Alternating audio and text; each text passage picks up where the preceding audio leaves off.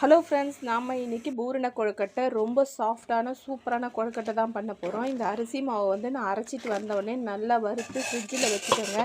எப்போ எது செஞ்சாலும் இந்த அரிசி மாவு போட்டோம்னா சூப்பராக இருக்கும். கொதிக்கிற தண்ணியை அதில் ஊற்றியாச்சு, தேவையான அளவு உப்பும் போட்டாச்சு. இதை ஒரு 10 நிமிஷம் மூடி வச்சிடலாம். அதுக்குள்ளே நம்ம இந்த வெள்ளை கொஞ்சமாக 2-3 ஏலக்காய் போட்டு நல்லா பூரணத்துக்கும் ரெடி பண்ணிடலாம். இப்போ பாருங்கள், 10 நிமிஷம் ஆனோடனே நல்லா திரண்டு சூப்பராக வரும். நம்ம இப்போ நெய் தொட்டு அதை திரட்டி எடுத்தோம்னா பூரணம் வச்சுட்டு ஒரு சின்ன டிசைன் போட்டு வச்சுட்டேன். என்னென்னா, நான் விநாயகர் சதுர்த்திக்கு செய்யலைங்க கொழுக்கட்டை. நான் பூரணத்தை மட்டும் சாமியாண்ட வச்சு படைச்சாச்சு. இன்றைக்கி சண்டே அன்றைக்கி ஈவினிங் ஸ்நாக்ஸை தான் பண்ணி கொடுத்தேன். ஏன்னா சஞ்சுக்கெல்லாம் விரும்பி சாப்பிட மாட்டாங்க.